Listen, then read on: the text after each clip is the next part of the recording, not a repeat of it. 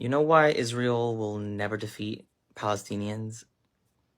Because the majority of Palestinians are Muslim. And Muslims do not care about this life. We do not. All 1.8 billion of us, almost 25% of the world population, at any given moment, we are willing to drop anything and everything for the sake of Allah. We are willing to sacrifice our lives in this dunya, our bodies, for the sake of the values in our religion, for the sake of Allah. I have zero worries about the future state of Palestinians, what we're going to be like, what's going to happen to us in the future. We don't fear anything or anyone in this life except for Allah. And that lack of fear terrifies Israel and the West. As in, Israel and the West can continue to slaughter Muslims for whatever reason, but at the end of the day, we will still only ever bow down to Allah. Not to any government, not to any individual, not to any organization, only to our Creator. That's why it will forever be impossible to get rid of us. Palestinians have been under occupation for more than 75 years, generations and generations of our people being killed. And still, 75 years later, what do we all see in the content of what's happening in Gaza right now? What are all the Palestinians there saying after their homes are demolished, their families, their entire families are killed off by Israeli bombs? What do they say? Allahu Akbar. Hasbi Allahu ni'mal wakil. La ilaha illallah Muhammad Rasulullah. Bafdiq ya Aqsa. The Zionists and the West took everything from them, and they still only fear Allah. Whereas on the other side, the colonizers, settlers, they praise their government. They bow down to their country, to their leaders, living in constant fear of what we're going to do to them. Even when we have nothing, we don't even have a sliver of 1% of what they have in terms of capabilities and power. And yet, they still fear us.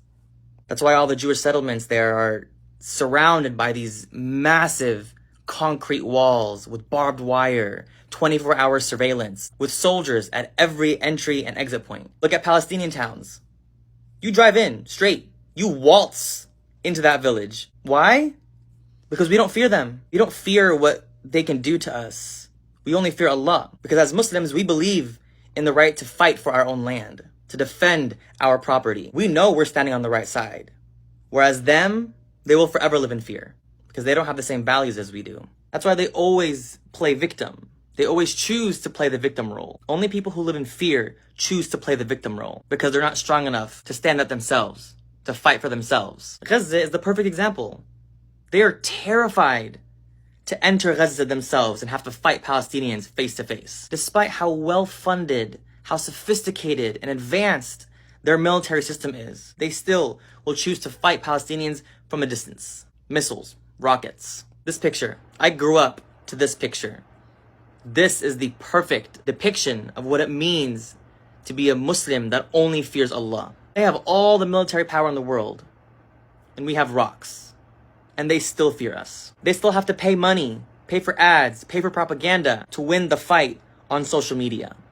We have nothing. I have nothing. And we're still winning somehow. Why? Because we don't live in fear. We have faith in Allah. We trust Him. We have numbers. We have bodies. We have no funding, and we're still winning. That's so embarrassing for them. I confidently and full-heartedly believe that if there were no borders in the world right now, there were no boundaries, every single Muslim, all 1.8 billion, would go charging for Al-Aqsa, running to reclaim the Holy Land. No weaponry, no guns, bare hands, running straight to defend Palestine. Because that is what our religion teaches us. And that is why the West has low-key established a war against Islam, constantly antagonizing us, setting up Muslims to be the villains. In the past few years, we thought it was getting better for us. We thought people were going to stop viewing us the way that they do, and yet what's happening in Palestine right now, the way that the West is reacting, is proof that we are still the enemy. Why? Because we only serve Allah. You physically cannot control a population of people who fear nothing in this life.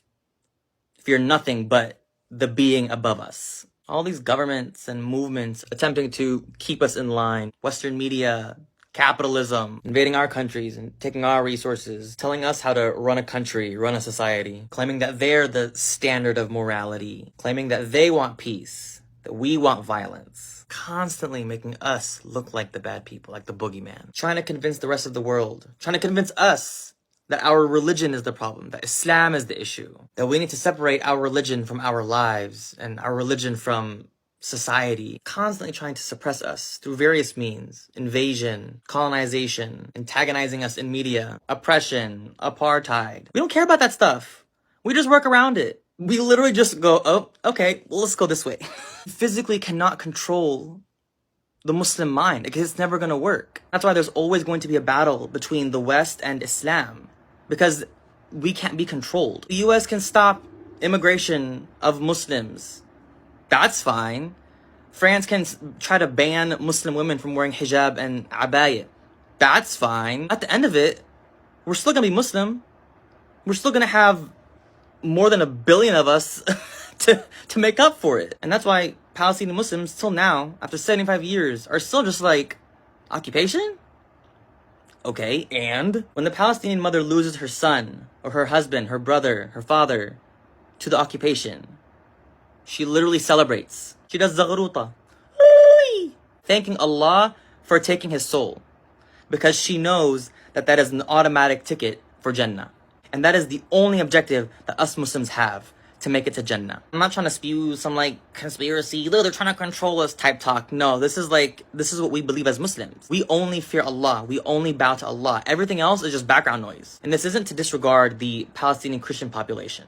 Absolutely not. Palestinian Muslims and Christians are in this together. They've lived side by side in peace. Palestinian Christians are just as oppressed as Palestinian Muslims. Obviously, I'm Muslim, so I can't speak to what their view is on this topic. For the majority of Palestinians who are Muslim, like, we ain't about this life. This is also in no way to disregard or belittle the death and the bloodshed occurring in Gaza and in West Bank right now. You're all fighting on social media, standing out in the streets, speaking up for Palestine. We will continue to do so no matter what. It is painful to witness. It's painful to watch this all unravel. But at the end of the day, at the end of all this, we still have Allah. With Allah on our side, with Allah as our guide, we're going to be fine. Our religion teaches us that there will always be people who stand against the individual who stands for Allah. Our ummah has had to defend our religion literally since day one, with Prophet Muhammad sallallahu alaihi wasallam. From then until now, we've had to fight for our religion, defend our religion against individuals and groups